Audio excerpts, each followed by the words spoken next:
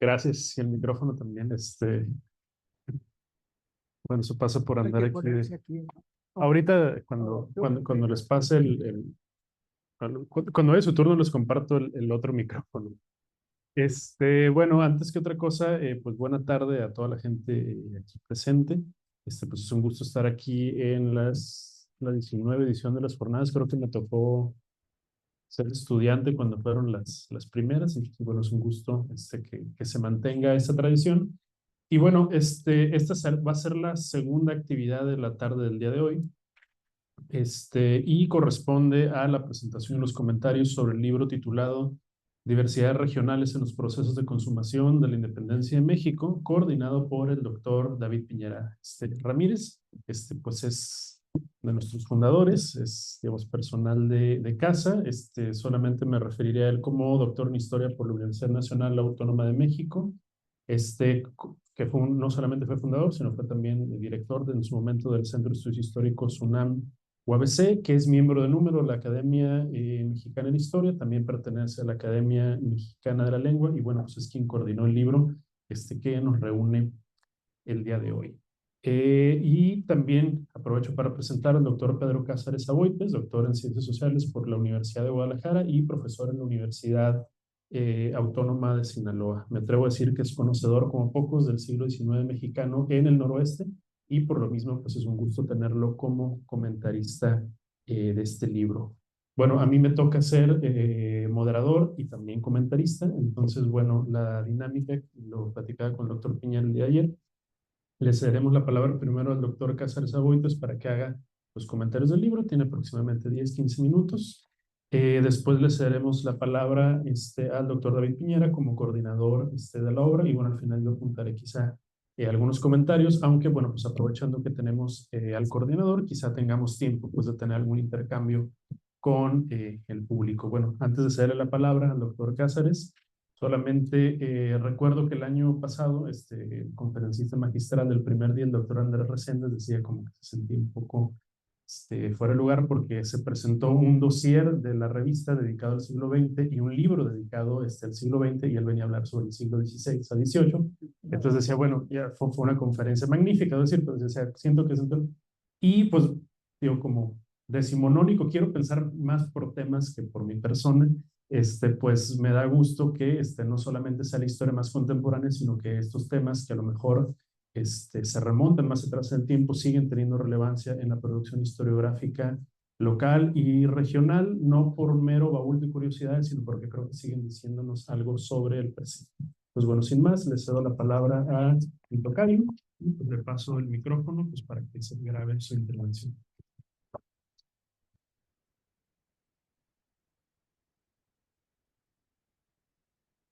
¿Está? Ok. Buenas tardes. Primero que nada, agradecer a la doctora Diana Méndez, directora de Investigaciones Históricas de la Autónoma de Baja California, y al doctor Víctor Cruel por su invitación directa pues, para comentar el presente libro. Es un honor compartir esta mesa con mi tocayo, el doctor Pedro Espinosa, y con el doctor David Piñera, ¿no? Después de la participación del doctor Víctor, uno queda intimidado, ¿no? Potente, ¿no? O sea, vamos a tratar de hacer lo mejor posible, también ciñéndonos a Cronos, ¿no? Es el tiempo que es complejo, ¿no?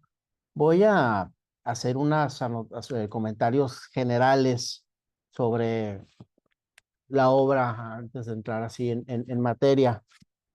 Me resultó muy propositiva la lectura de este libro, que la verdad hubiera querido leerlo de un primer jalón, pero ya saben que la academia moderna te trae en un N cantidad de tareas que no te permiten sentarte realmente a disfrutar un libro de una sentada, ¿no? Entonces, puedo decir que lo leí en 3 actos, ¿no? Lo leí en 3 actos y me resultó muy sugerente, me hizo repensar muchísimas situaciones, pero principalmente este debate que de alguna manera se ha revivificado sobre el legado guerreriano, ¿no? El legado de François Javier Guerra, ¿no? Y ha tenido algunos detractores, injustamente, me atrevo a decir de alguna manera, pero también adaptaciones a críticas para estudiar las regiones, los procesos de independentistas, porque, como señala, voy a moverme así de manera temporal, César Morado para el caso nuevo leonense, no podemos pensar en el inicio o en la consumación de la independencia de ninguna manera, ¿no? Y también hay al menos dos aspectos que hay que tener muy presente aquí, o sea, no podemos pensar en instancias como el ayuntamiento ciudadano de manera generalizada a lo largo y ancho de la otrora Nueva España, ¿no? La otrora Nueva España era algo muy distinto a lo que actualmente pareciera que es un comentario ocioso o hasta de más, pero no creo que sea así porque de alguna manera, desde el inicio, esta la doctora Peregrina, para el caso de Guadalajara, nos va introduciendo cómo la creciente vorágine de la pugna por el poder en Guadalajara acrecentó y dio cabida a que actores que en su momento, por ejemplo, alguien como Antonio Ibarra había presentado como el Consulado de Comercio, tuvieron un empuje inesperado y también una inyección de capitales, dirían algunos, de dudosa reputación, ¿no? Del contrabando, ¿no? El contrabando es una historia, por ejemplo, yo entiendo no era su tema, pero con el caso de Barron and Forbes, y aunque sea un debate que me resulte familiar, digo es interesante porque como este empuje de Guadalajara alcanza hasta las Californias, ¿no? Alcanza hasta las Californias, que es un tema que usted comenta en su momento, y también no solamente, si bien el comercio transcontinental era importante, lo menciono esto porque es importante para entender los procesos de independencia y también la lucha gaditana, ¿no? Que es el antecedente, ¿no? En ese sentido. Entonces hay que tener en mente dos procesos. No podemos pensar la diversidad de los procesos de la independencia únicamente con el grito de dolores, ¿no? Hay que pensarlo, por ejemplo, que los distintos procesos regionales tuvieron diversas manifestaciones, ¿no? En algunos lugares, como la Intendencia y la provincia de Guadalajara, estos procesos fueron, digamos, más fluidos, ¿no? Más orgánicos, porque al ser asiento de de la Real Audiencia de la Nueva Galicia, obviamente había una carga de experiencia política más nutrida en lenguaje político, las jerarquías católicas tuvieron mayor injerencia. Y esto es muy interesante porque creo que otro autor que de alguna manera ha sido visto de manera injusta, Eric Van Jong, ¿sí? Creo que alguna gente ha releído mal esta reseña crítica que hace Alan Knight, ¿no? De su obra, que dice que deja algunas cosas por fuera. Perdón, pero Van Jong no se interesa por esta historia con moldes regionales, ¿no? Él se mueve en otro juego de escalas. No es casual que dedique casi un centenar de páginas a su introducción, porque precisamente nos dice, hay que buscar fuera de la alta política, hay que buscar otras motivaciones. Y sin embargo, esto no significa, porque es algo que está presente en mayor o menor medida en todos los capítulos de los libros, ¿no? Y creo que es un trabajo que hace falta de hacerse, por ejemplo, reconstruir toda esta red de curas proinsurgentes y realistas. Y yo creo que ese es uno de los impulsos que Van Jong, insisto, no soy groupie, no soy fan de Van Jong en el sentido estricto, pero creo que es una de las principales aportaciones.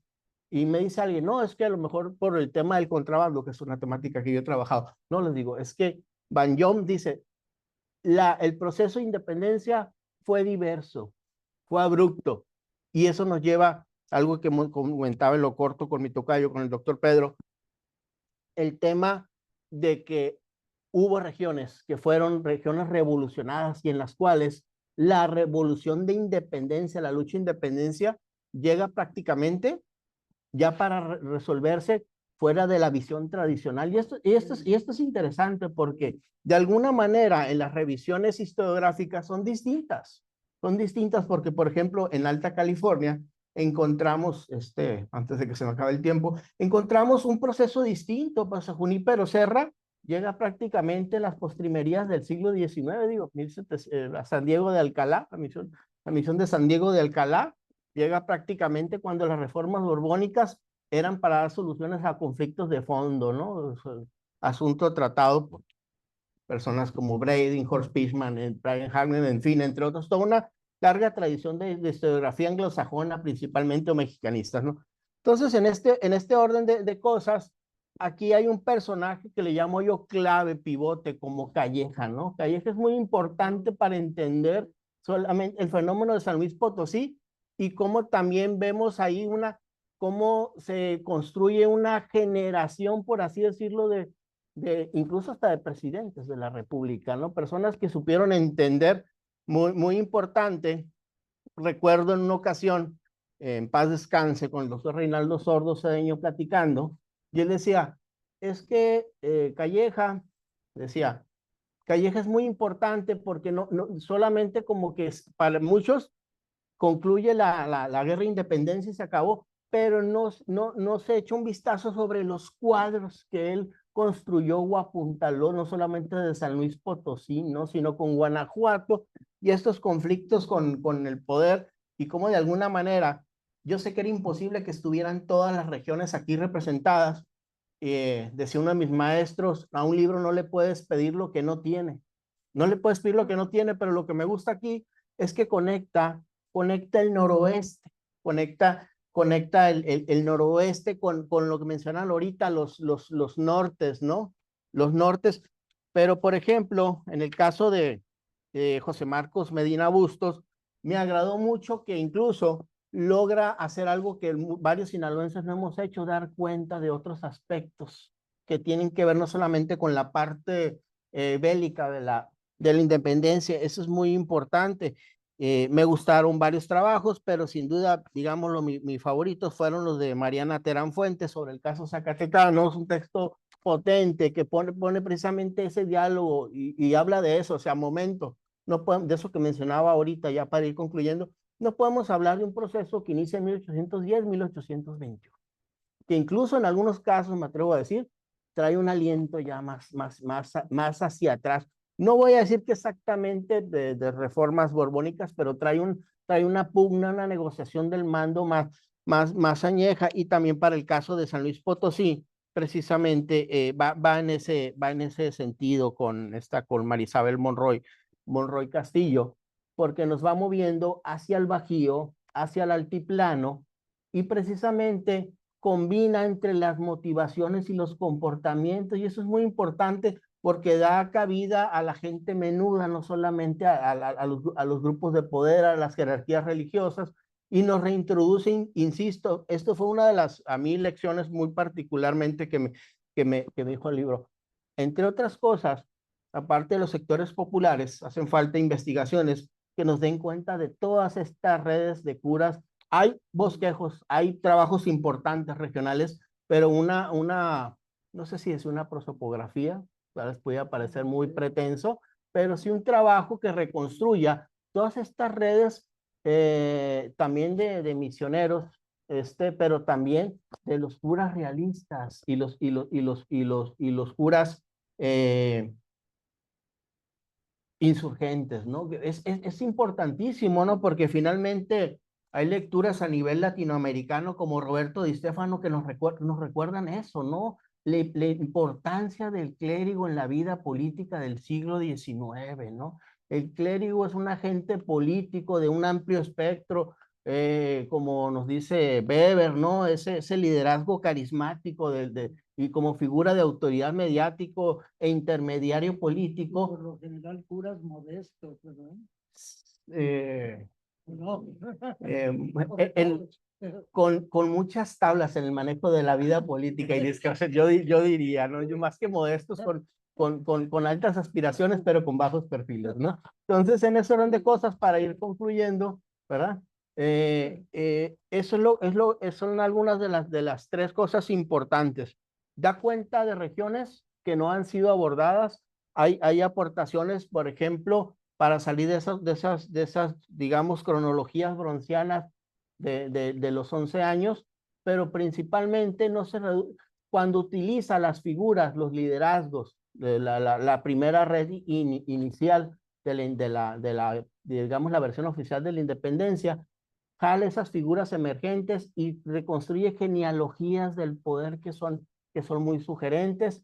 También pone el dedo sobre la llaga, sobre esta discusión de las cortes gaditanas, la importancia de las cortes gaditanas. No digo que nuevamente los pone y ahora sí, ya me callo, la necesidad de decir que hasta dónde podemos hablar de proceso, hasta dónde podemos hablar de consecuencias y hasta dónde es necesario retroceder un poquito más y hasta dónde también incluso, por ejemplo, yo me atrevo a decir que en el caso del Estado interno de Occidente, nosotros tenemos una prolongación, yo hablo de nosotros como sinaloense, hasta 1831, hasta 1831, y todavía Santana nos vuelve a juntar, ¿no? Con el departamento siguen agarrados nuevamente invocando fórmulas discursivas de las cortes gaditanas, arengando figuras políticas de las cortes gaditanas, pero no solamente los diputados o líderes de ayuntamientos u otras figuras políticas, sino también los indígenas. Entonces, esto habla de la importancia de que hay regiones en las cuales las cortes de Cádiz, toda esta legislación, toda esta discursividad, reconfigura las figuras discursivas y de autoridad. Muchas gracias, muy amable.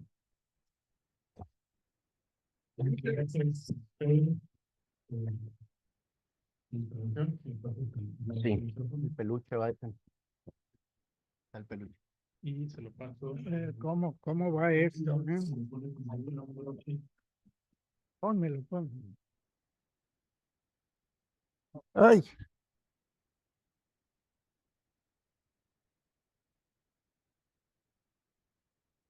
listo. Ahí está. Ah,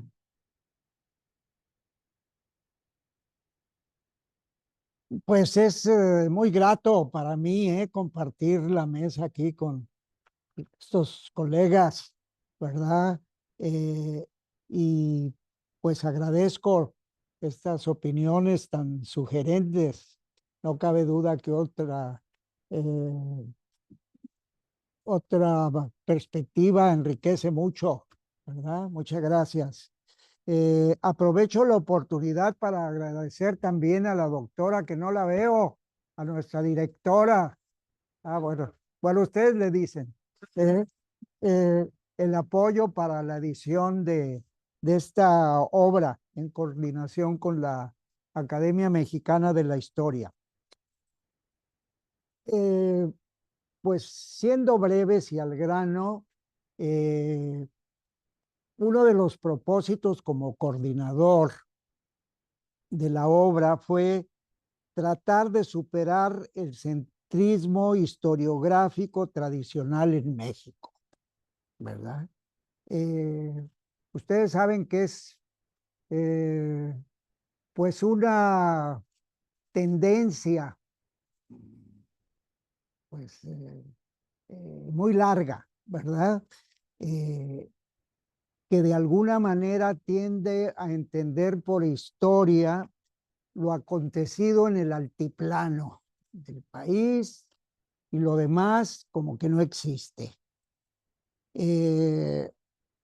Respecto de la consumación de la independencia, con esta perspectiva se centra el interés en el Plan de Iguala, los tratados de Córdoba, la entrada del ejército trigarante a la Ciudad de México, etc.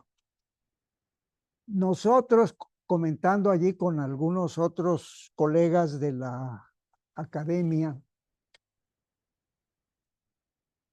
intuimos que la consumación de la independencia debió haber sido distinta en las diversas regiones de la dilatada Nueva España. Intuí, repito, esa fue como una especie de noesis, una intuición, ¿verdad? Una primera percepción, acá adornándonos a la manera platónica. Hicimos una invitación a los colegas de la Academia Mexicana de la Historia, radicados en las distintas entidades del país. Les comento que la Academia Mexicana de la Historia tiene pues el mayor número de miembros radicados en la Ciudad de México y otros en los diversos estados del país, ¿verdad?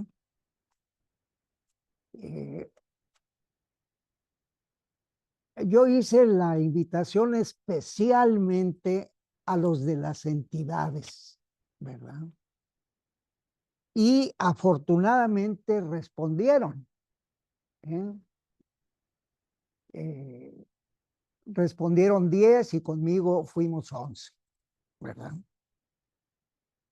De tal manera que, como ya apuntó aquí el doctor Cázares, se incluyen textos sobre Guadalajara, Colima, Zacatecas, Sonora, Sinaloa, las Californias, San Luis Potosí, Nuevo León, Tamaulipas, Puebla, Chiapas y Yucatán. Pueden ver un espectro general de la entonces Nueva España. Y pienso que desde luego con sus limitaciones, el conjunto nos dio una rica diversidad en los procesos consumatorios de la independencia. Una rica diversidad. En aras del tiempo destaco 3. Diversidad en los tiempos, ¿no? En los tiempos de consumación de la independencia. En la Ciudad de México, pues el 28 de septiembre de 1821, ¿verdad? Que es la fecha institucional. 28 de septiembre de 1821.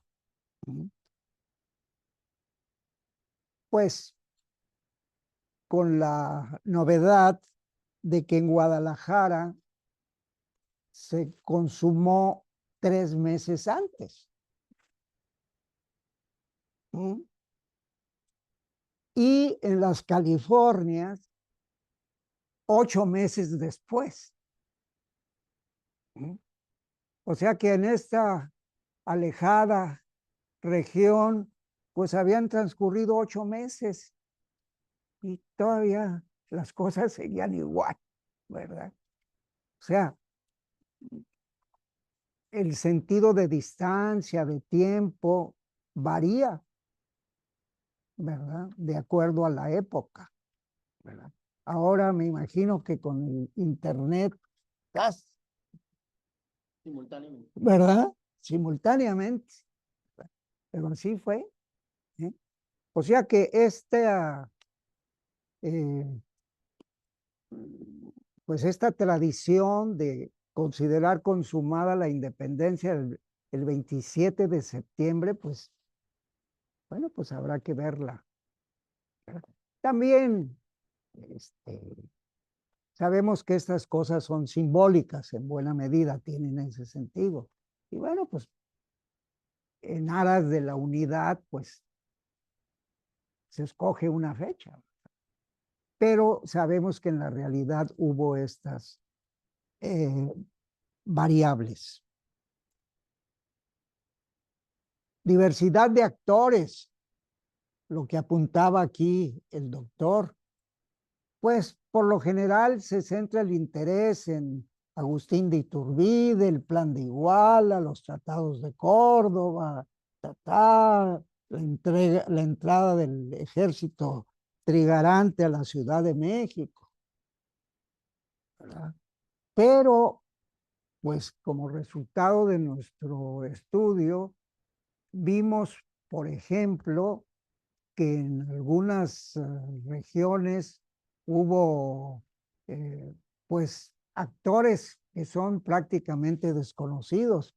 A mí me llamaban la atención, en especial la atención, algunos curas, ¿verdad? Curas de pueblo, grillos, pero, pero pues de un perfil bajo, ¿verdad? Que no tienen, por ejemplo, el perfil de Agustín de Iturbide, sobre todo en su momento de gloria, ¿verdad?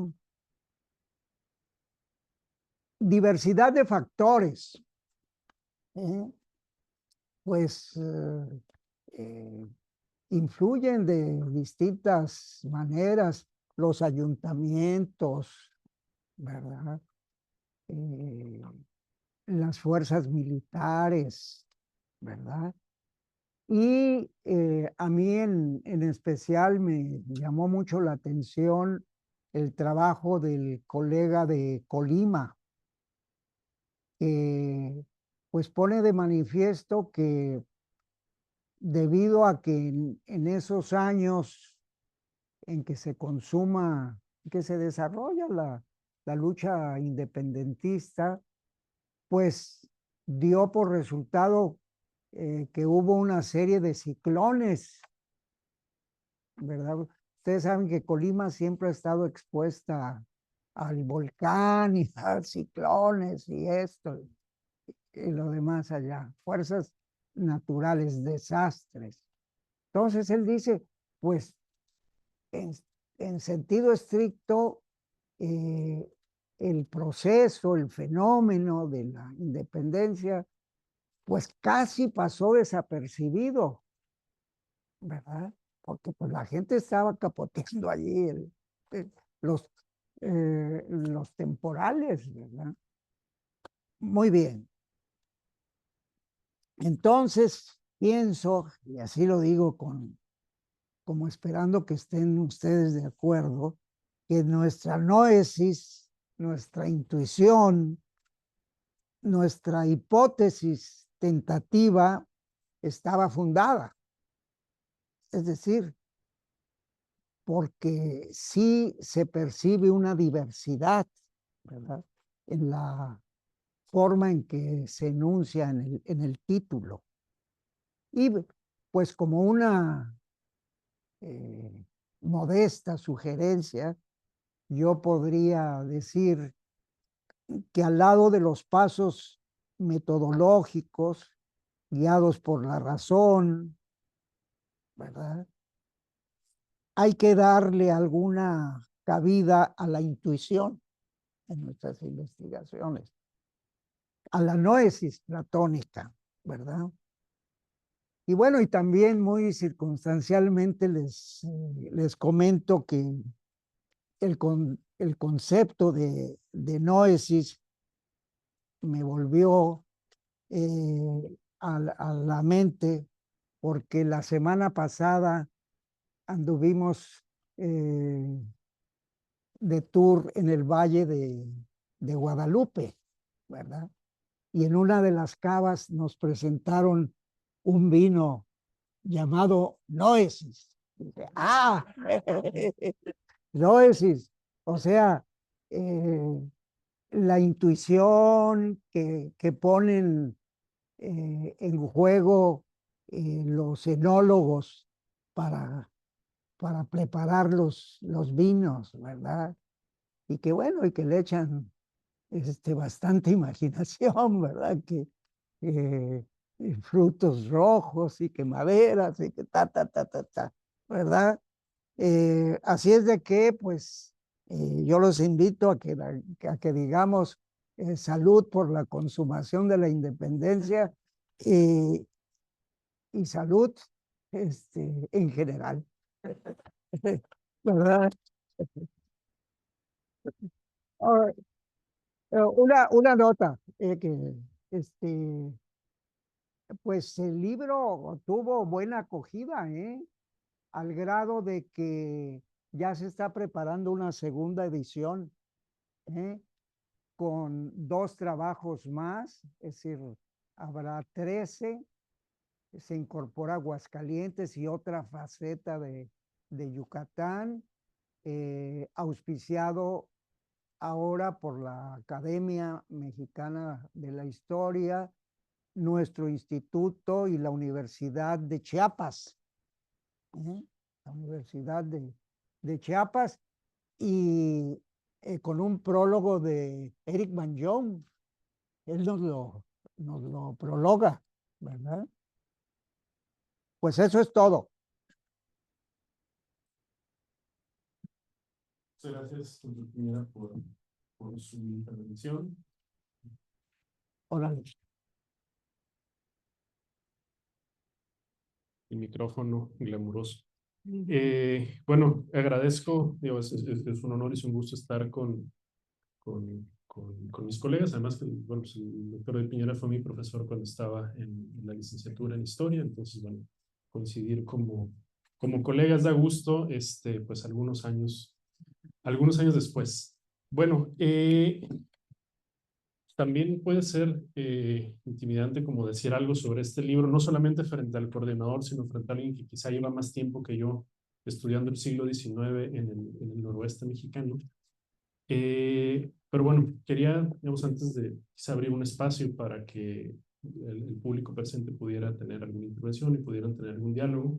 Si está el coordinador, entonces le pueden hacer preguntas. Yo un poco la clave en la que leí este libro, ¿no? Y en parte fue porque como habiendo ocupado con otras cosas, terminé de leerlo anoche. Entonces también fue un poco el flashback de cuando era estudiante que estaba leyendo para una clase y que sabía que el profesor me podía hacer preguntas, entonces era estar leyendo a carreras y además tengo esta costumbre de que los libros que no tienen una secuencia cronológica no los leo, digamos, de corrido, entonces estaba saltando de capítulo en capítulo, lo cual fue algo caótico, y además está todo rayado, ¿no? Pero bueno, la clave en la cual lo leí tiene que ver con un texto que publicó Alfredo Ávila hace un par de años que se llama La historiografía sobre la independencia en México, un nuevo consenso. Y esto tiene que ver con que cuando se construyen las primeras narrativas sobre la independencia de México, estamos hablando de finales del siglo XIX, y pienso en autores como Vicente Riva Palacio, que a diferencia de autores como Lucas Alamán, o como José María Luis Mora, o con Lorenzo Zavala, que habían sido partícipes de alguna manera del proceso, ya hay una mayor distancia y hay un intento sobre todo de construir un relato nacional, pues básicamente van a partir del hecho de que ya había tal cosa como una nación mexicana en ciernes, ¿no? Y que en realidad lo que había ocurrido durante los 3 siglos de Nueva España era una especie de un proceso de maduración y que la independencia finalmente es un proceso en el cual, digamos, esta nación está lista para comenzar una vida independiente, pero que, digamos, que la nación mexicana era algo que precedía a la independencia y que la independencia en buena medida era un resultado, ¿no? De esta nación liberándose del imperio español y, y que al mismo tiempo, a pesar de, digamos, de cómo se profesionalizó, institucionalizó y sofisticó la disciplina histórica en las décadas siguientes, de alguna manera creo que es una tesis que persistió por buen tiempo. Y esto tiene que ver además con otra premisa, que era que al final quienes orquestaron la independencia fueron unas élites criollas que además eran unas élites ilustradas, no en el sentido, digamos, de que fueran letradas y tuvieran grandes conocimientos, sino que compartían los ideales de la ilustración y que estaban influidos por el pensamiento ilustrado. Me parece que sobre todo la generación de historiadores posterior a François Javier Guerra han venido a poner en entredicho, digamos, esta tesis, y un poco lo que plantea Alfredo Ávila es de que en los últimos 20, 30 años se ha creado un nuevo consenso en torno a la independencia, donde el principal, digamos, quizá la nueva premisa consensuada es que la nación mexicana fue un resultado y no una causa de la independencia.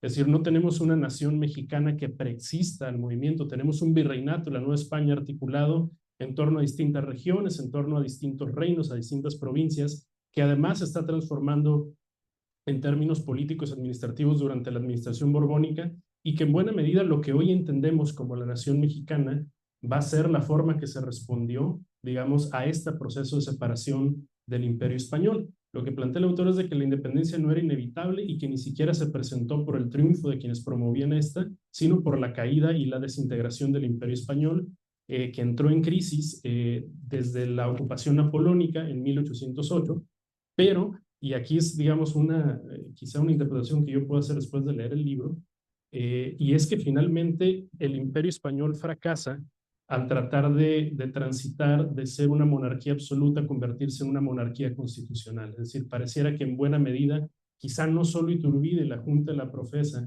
sino muchas de las élites regionales que terminan abogando por la independencia de México en 1821, bueno, no la independencia de México, la independencia de la América septentrional, en realidad lo que querían era evitar que entrara en vigor una constitución como la Constitución Gaditana, que en buena medida era constitución liberal, ¿no?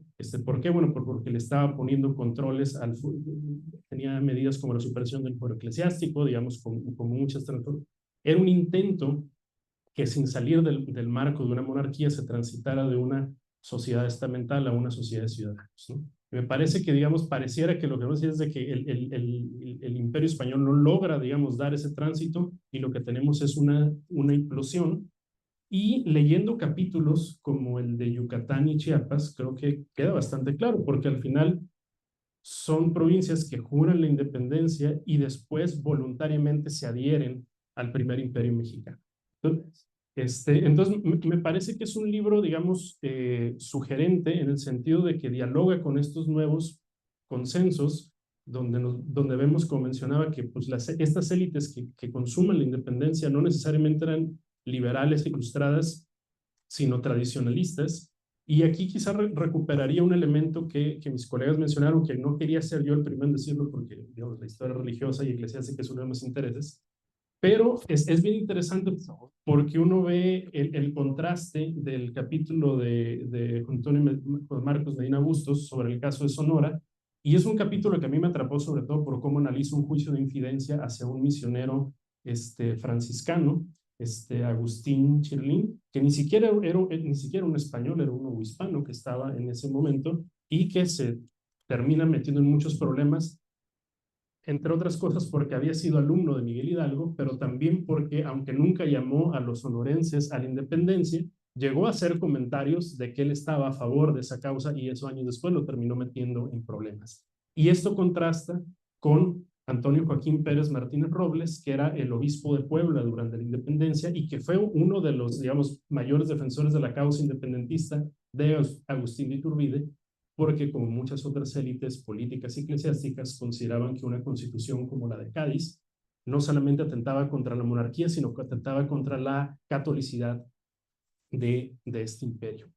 En ese sentido, digamos, hay esta importancia, digamos, de los curas llama la atención no solamente porque son actores que están participando en los levantamientos armados, sino porque también son los diputados que participan en este Congreso Constituyente. Y regresando al tema, quizá no en todas las regiones, y es algo que ahorita discutía con mi tocayo, que quizá podría ser una apuesta arriesgada, de decir, ¿qué tuvo más peso? Los levantamientos armados y estas movilizaciones militares, primero de personajes como Miguel Hidalgo y al final, digamos, de este ejército trigarante, ¿no? Que es digamos, el consenso que hay entre Agustín de Iturbide con los pocos insurgentes que quedaban en pie de lucha, para, digamos, no solamente la consumación de la independencia, sino para la conformación de lo que después va a ser el Estado-Nación mexicano o la Constitución gaditana. Porque no en toda la Nueva España hubo levantamientos armados por la independencia, como nos deja ver el libro, pero en todos lados llegaron ecos de la Constitución. En todos lados se intentaron conformar ayuntamientos, en todos lados se empezó a crear una representación política que ya no hablaba a nombre del rey y de Dios, sino a nombre del pueblo. Y me parece, digamos, que algo que queda, digamos, como interrogante al leer este libro es de que posiblemente hemos sobredimensionado, no solamente en términos de la historiografía, sino de la historia que enseñamos y que discutimos públicamente, digamos, hemos sobredimensionado esta parte militar y hemos dejado de lado quizás hasta donde estas formas de organización política no solamente tienen que ver con estas élites que van y discuten cuál va a ser la constitución del Imperio Español en Cádiz, sino que también tienen que ver con los ayuntamientos que se están conformando y con los vecinos que se están organizando políticamente, no solamente, digamos, las las élites criollas, sino también las comunidades indígenas están participando en este nuevo orden. Entonces creo que es un libro que por un lado responde a una intuición que se sitúa en un debate historiográfico que creo que es relevante en la actualidad y al mismo tiempo que creo que pues nos deja con preguntas y pues con ganas de seguir leyendo y discutiendo sobre este tema, aunque al menos en mi caso no seamos independentólogos. Bueno, pues agradezco nuevamente a mis colegas, agradezco al público y bueno, pues más bien abriríamos si hubiera un tiempo, un espacio para que pues el público aquí presente pues tuviera alguna pregunta o alguna intervención.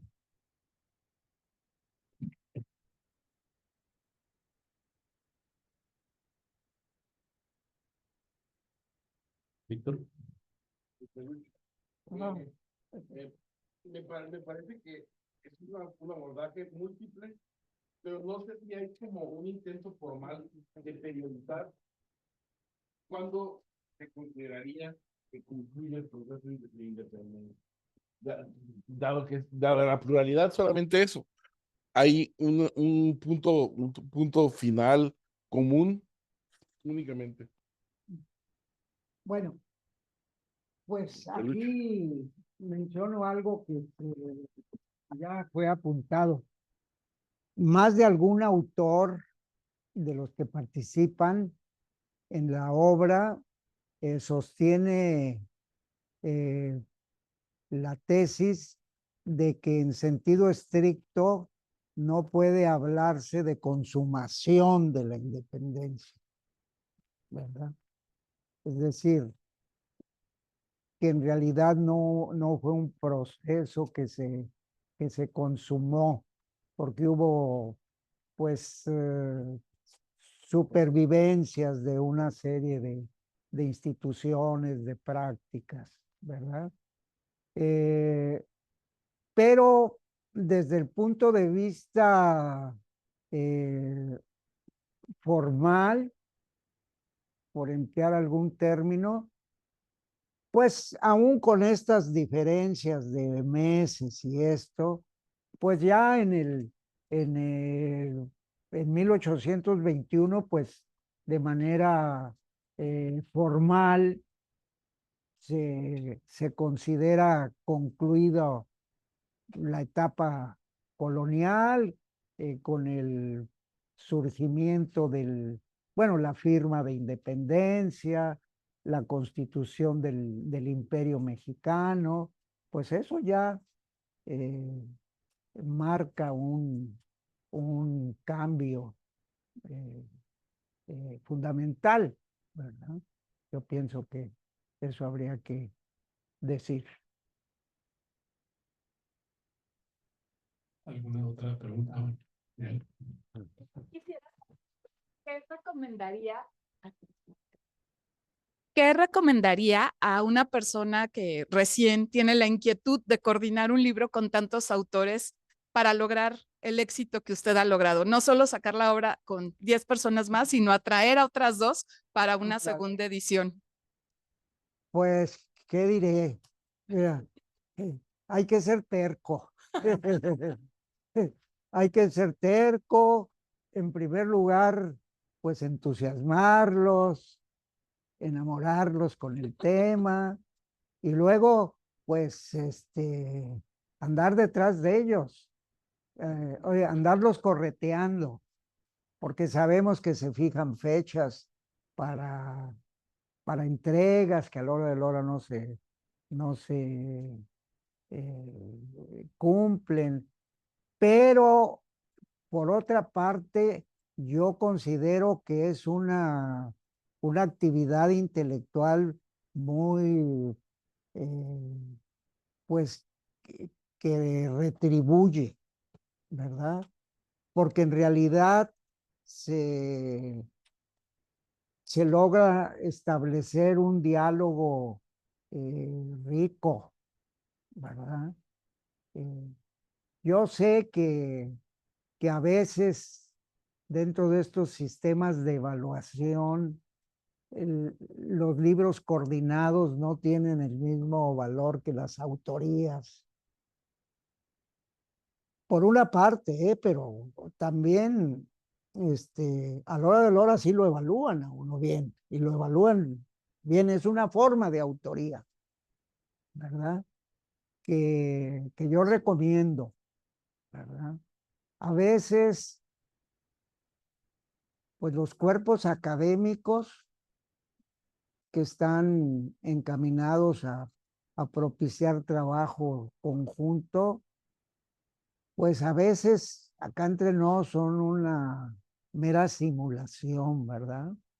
Los, los frutos en realidad son escasos y cada quien sigue trabajando por su cuenta, ¿verdad? En cambio, en estos intentos, en estos propósitos de coordinación, sobre todo así de colegas de diversas regiones, hay un trabajo rico, pienso yo.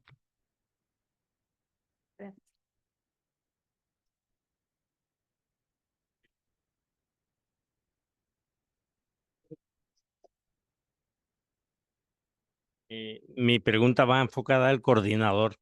Eh, una vez que recibió todo el material, que se revisó y demás, y una vez que ya salió a la luz el libro, ¿cambió en algo sus conceptos de la independencia que tenía? ¿Los modificó? ¿Lo enriqueció? ¿Qué cambio hubo en usted en Ándale. base a los conocimientos que usted tenía antes de hacerse llegar de tanta información? No, pues uno es el primer beneficiado porque conoce de primera mano pues las aportaciones de los especialistas en cada una de las regiones, ¿verdad? Eh, y fue interesante también eh, pues observar las distintas maneras de abordar el tema, ¿verdad? Eh, pues por ejemplo, Mariana Terán, así muy conocedora de toda la, pues, la Constitución de Cádiz, sus efectos allí en Zacatecas, la vida de los ayuntamientos, eh, comparándolo con esta colega de San Luis Potosí, que se me... Isabel Monroy, que tiene un trabajo de archivo asombroso y cómo maneja el tema desde el punto de vista de la institución, ¿verdad? Eh, y me pareció eh, pues muy eh, gratificante el trabajo. Bueno, aquí me había pedido la palabra el tocayo, entonces me paso también el Peluche. micrófono.